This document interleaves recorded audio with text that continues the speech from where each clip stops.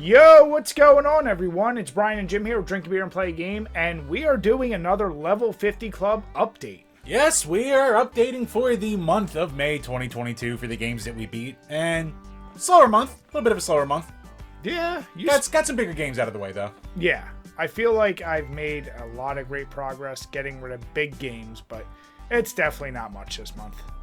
Yeah, so I know you have a little bit more than me, so what'd you start off with this time, Chambers? All right, first off, Street Fighter V Champion Edition. So, basically the version with all the content on the PS4 famously came out with no content, and then they eventually added some along the way. It's all right. I wasn't in love with it. Didn't knock your socks off? See, I don't know. I mean, one, I don't like the art style of like 4 or Infinite and 5. So like that's one thing. Like some characters look fine, some others are just a little too goofy. Yeah. I played through all the arcade versions and the general storyline, because there's like the arcade mode, which goes through all of the all 6 main games. Yeah. Well, 1 through 5, and then Alpha, the first Alpha. Okay. And then there's a general story mode, which probably takes about 3 to 4 hours to beat if you sit through all the cutscenes and all that stuff. And it's a goofy story. It's not great, but it's alright. It gets alright by the end. And then there's like individual character stories for every character, but I didn't even get into that. So I figured I'd done enough by that point. But yeah, I just think the fighting mechanics, it's just not as fun. It's definitely slower paced. It's definitely more geared for the online competitive community and stuff like that. Like I'm old, so I like my Street Fighter 2 speed. So Yeah. But yeah, I mean, if I was gonna go by like I can't bash it because it's got a shitload of content and then all the online stuff. So I'm giving it a B, even though fun-wise I'd probably say it was more a C for my taste. But even if you don't truly love it like I didn't, it still at least has a lot of content for you to mess around with. You'll get your money's worth out of it at least. Okay. Now, who was your favorite person to play as? I can't even remember his damn name. There was a new main top 4 bad guy. Okay. And he had these long poison hands, and he was a real goofy character. But he was oddly fast and stuff too. I think I know who you're talking about. So yeah, I forget his name right now, but he was probably one of my more favorite ones to play as. And then Ken's always good. Ryu's a little too slow this time for my liking. And actually, what do you call it? Playing with a stick, I was able to pull off Zangief's moves more than I ever could. And in the story mode, he was probably my favorite character in the story. He was just hilarious, but yeah, he was alright to play as too. So you like playing with the stick? I always play with the stick. So is this getting you excited or more bummed for the new Street Fighter that was announced? Yeah, I'll wait. I'll wait for it. You wait 5 or 6 years after that's been out. I'll get to it eventually. I'll get the super version with all the content and play through that once and then never touch it again. Nice. Yeah, I finally finished Witcher 3, and I started this year. It's one of those, I've known and heard it's an amazing game, and you know what? This is one of those games, for me personally, it lived up to all the hype. Now, the thing is, you gotta kind of, I'm the type, I do enjoy, the story is great, and it actually is, I guess touching is the right word. It reels you in with the characters. Got you in the feels? Yeah, there were some moments you're like, hup, hup, hup. But then, I like just the monster hunts, which is, kind of the big part of The Witcher. And, the combat is oddly simplistic, but deep, because you can use a million different, magic spells or potions. But at the end of the day, your sword swings are, heavy and light. And you can do some combos, but it never gets too crazy. And I hate when games have, a list of 17, because you only end up using 2 or 3 anyway. Yeah. So this kind of makes it simplified. The world is one of the biggest open worlds I've ever played, and I have both DLCs. I didn't finish them yet, but this is a no-brainer S tier. It really deserves it. The music, the sound, or the music, the actual gameplay, the graphics, it's really deserves all the praise. So I'd recommend it if you got 80 hours. Well, not touching that for a while. What about you, Jamie? What's the next one? All right. Next up for me, Astros Playroom on the PS5. The game that came with the PS5. More than just a hardware demo. Is it a hardware demo? Yes, it is. But is it a beautifully crafted love letter to PlayStation? and just a goddamn enjoyable little mascot platformer. Like, this is a mascot platformer, 3D mascot platformer done right. Astro is adorable. He's a joy to control. Now, I will say, like... I'm already pissed off and I know what grade you're going to give it. Now, so, what do you call it? My biggest complaint is the motion control sections. Because they try to incorporate everything about the DualSense controller. So, there's parts where you have to do it this way, and there's parts where you gotta do it this way, and all kinds of stuff like that. So, I wasn't a fan of that. But besides that, you got your little collectibles to find. You got your final boss, which was actually a fun little fight. Good time. I gave it an A. I fucking knew it. Oh my god. Jim, when I show you your list, your A's will make no sense. There's going to be no logic. Just because it's free with the goddamn system does not a bad game make. I think you just liked it because Mario Duck Hunt came with the system, you bastard. I think you just like it that much because it was short. I mean, you know what? It did not overstay its welcome. I think if that was a 10-hour game and it had all the gimmicks, you'd be giving that like a C. Well, here's the thing. Like, I never went back and finished like Mario Odyssey. Like, I played Mario Odyssey and I was like, yeah, this is fun. I've done this before. But like, this is just something felt fresh about it for what it is. So, and being short, you know, it doesn't overstay its welcome. So you're just like, it almost leaves me wanting more. But I was just like, that was the perfect amount of time. Okay. But no, I mean, I was completely, like, I heard reviews about it saying this is way better than it has any right to be, and it 100% is. So if you have a PS5 and you haven't touched it yet, at least try out the first level, because it's 4 main worlds broken down into 4 sections, and then there's one final big boss battle at the end. So at least give it one world and see if you like it, and if not, then screw it. Yeah. Look, right. Yeah. The last mascot platform, 3D mascot platformers I played before this were Balan Wonderworld and Donkey Kong 64. Oh my god. Does this show you what a mascot platform is? Well, let's never compare it to Donkey Kong 64. Nothing should ever be compared to that game. Look, breath of fresh air. You should play it. I will, but because I just gave you shit, I feel like I can't this year. Because you're going to like it, and then you're going to be a dick. Hey, I always keep unlike you, even if you know you're wrong. I am not wrong. It is a treasure. I'm saying, even if I tell you a game's good and you have your doubts and you play it, your pride won't let you give it a higher score. I said the Plague Tale was great. I gave Plague Tale a fantastic score. How dare you? I tried to look up that Bleed game you recommended, and it's not free, so now I'm not going to do it. Yeah. Well, speaking of games that have been talked about, and I'm very torn on, you've probably heard of a little game called Undertale. Yes, I have. Jim and I have made it known we're not big JRPG fans. Nope. And I decided, like, it was available on Xbox Game Pass. I actually played it on my PC, but, like, with a controller.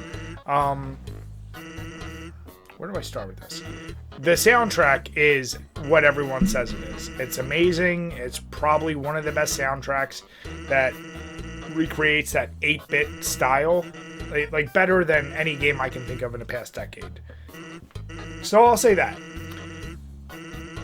I know JRPGs can be weird, and I know the story is weird because you're a human going through essentially like a hell, and it's filled with monsters, but like sometimes you're just talking to a thing of slime, and you can like flirt with it, and I don't get that stuff. Like Dragon Quest. It's a Dragon Quest throwback. I guess so.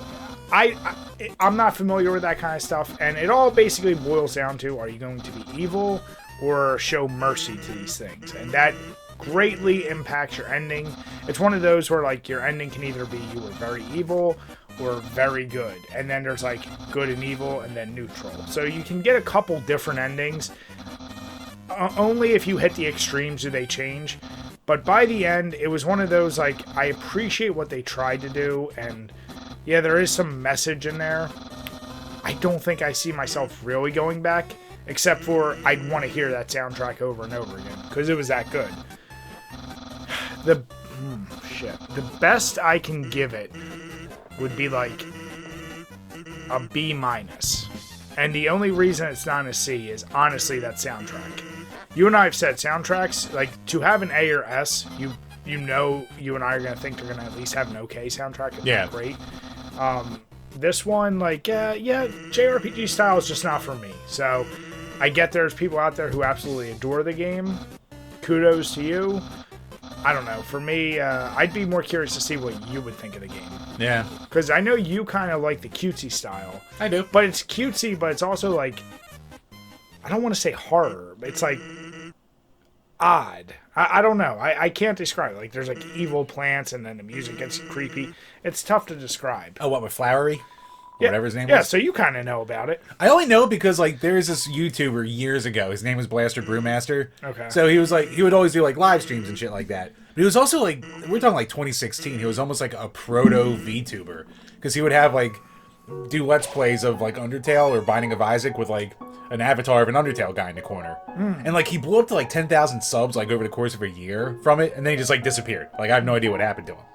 So like anytime I think of Undertale, I think of that guy. Okay. So, but I just remember his streams.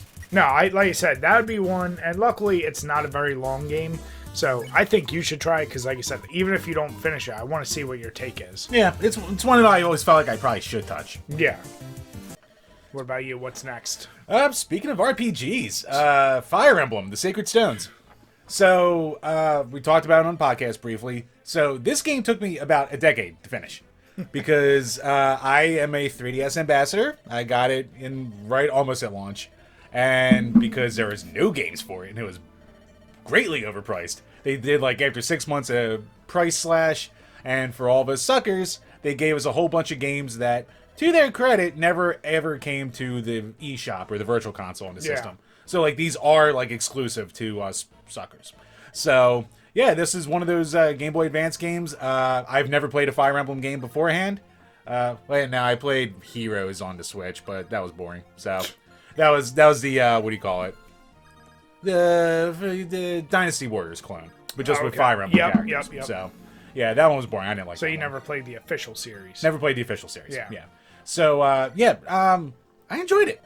Like, I don't play a ton of tactical RPGs. It's the typical JRPG story of, like, you're a prince and a princess who are twins, and you have your friend, and the friend sells his soul for power to try and save the kingdom, blah-de-blah-de-blah. You've seen it a million times before in JRPGs. Yeah. But the story itself was fine.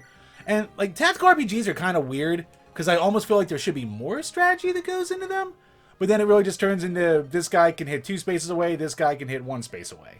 And then you can kind of boost characters and heal characters, and, you know, some can hit from a distance. So I guess I was expecting more tactics from it, but I still just, like, wound up enjoying it. So, like, I'm giving it an A, even though, like I think that there's a quality game there. I don't know why I liked it as much as I did, even though I'm like, this feels like this should be better. This feels like this should be better. This feels like this should be better. Seems like a lot of nitpicks for an age. I'm not gonna lie. Like, but you know what it is? I have a shitload of nitpicks, but I couldn't put it down either. So, like, I still had a ton of fun just, like, grinding battles, like, on the field. And I guess I do like that mechanic of, like, when you beat the game, it goes through, like, every character you played as, or, like, had in your party at one time or another.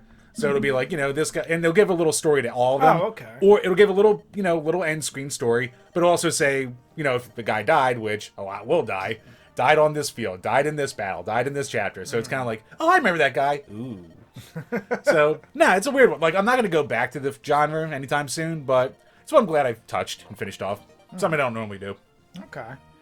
Yeah, speaking of ones that Jim and I have talked, I have such a backlog of digital games that with Xbox Game Pass and Gold, like, I always would download the free games, even if I just stored them on it, because I'm like, if I eventually get to it. And this last one I did for May was Bleed 2, and never played Bleed 1. I didn't even look at a picture of it. The picture is a chick with, like, a katana and a gun, like, cutting in the air, and I'm like, okay. I like read the little blurb, I looked at the little snapshot, but I didn't watch a trailer, and I said, I'll give it a try. It's a fast-paced shooter. Like, what's it going to be about? So it's kind of a twin-stick platformer where you can go up to, like, a triple jump, and the first hit you do with your gun, if you hold it in, your gun keeps shooting, but your first hit is a melee with your sword, so it kind of doubles as the action.